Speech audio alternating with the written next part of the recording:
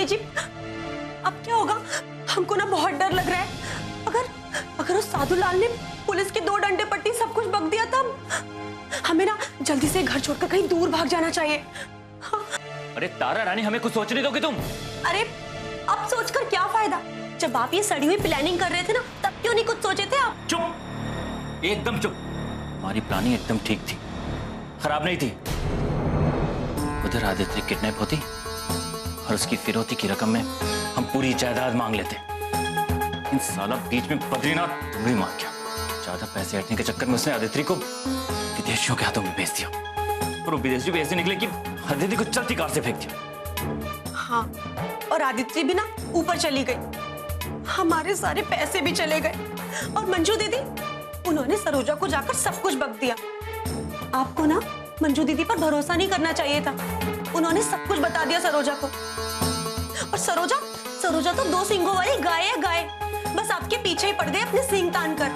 अब देखना, वो पुलिस को ऐसी हूल देगी तो साधुलाल ना तोते की तरह सब कुछ बक देगा पुलिस को। तारा, तुमसे कह रहे हैं ना कि हमारी खोपड़ी और गर्म मत करो। ये तो तुम्हारा ही गला दबा देंगे हम। अच्छा ठीक है, एक बात पूछे? क्या?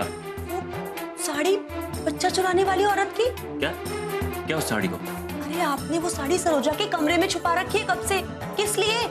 अरे तारा रानी, जब पुलिस आएगी ना और उस किडनैप करने वाली औरत की साड़ी सरोजा के कमरे से पाएगी ना, तो वही साड़ी हमें बचाएगी और इस कांड का सारा ठेकरा सरोजा के सर पे फूटेगा। समझी?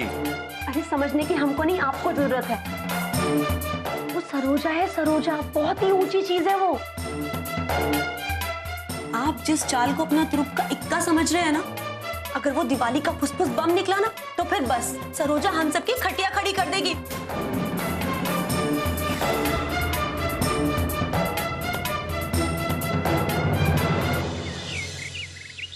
हमारे माता पिता से हमें एक सीख मिली थी कि जो परिवार इकट्ठा होता है वही परिवार सुखी होता है, और यही सीख हमने अपने बच्चों को भी दी। और हम शायद ये समझाना भूल गए कि इकट्ठा रहने का मतलब घर की छत और दीवारों को आपस में बांटना नहीं, बल्कि अपना जीवन और अपना प्यार एक दूसरे के साथ बांटना होता है। हम और हमारी पत्नी इसी सोच को लेकर आगे बढ़े, लेकिन आज हमें अफसोस होता है कि आज घर के हर सदस्य की राह एक दूसरे सदस्य की राह को काटती नजर आ रही है।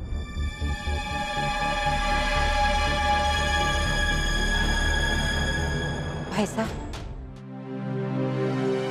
संग्राम ने गलती की है, हम मानते हैं, लेकिन अब वो बच्चे नहीं रहे, बड़े हो गए। हमारे डांटने से वो दबते नहीं हैं।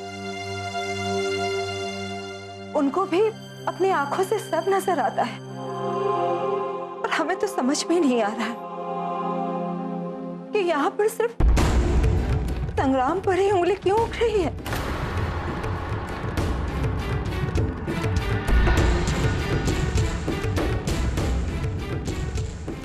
उसने जो कुछ भी किया सच को बाहर लाने के लिए तो किया था ना। तना तो तना, यहाँ तो जड़ तक कीड़ा खा गया।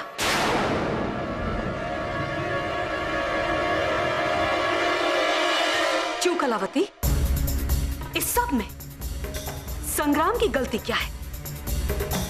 ये क्या तुम्हें अभी समझाने की जरूरत है?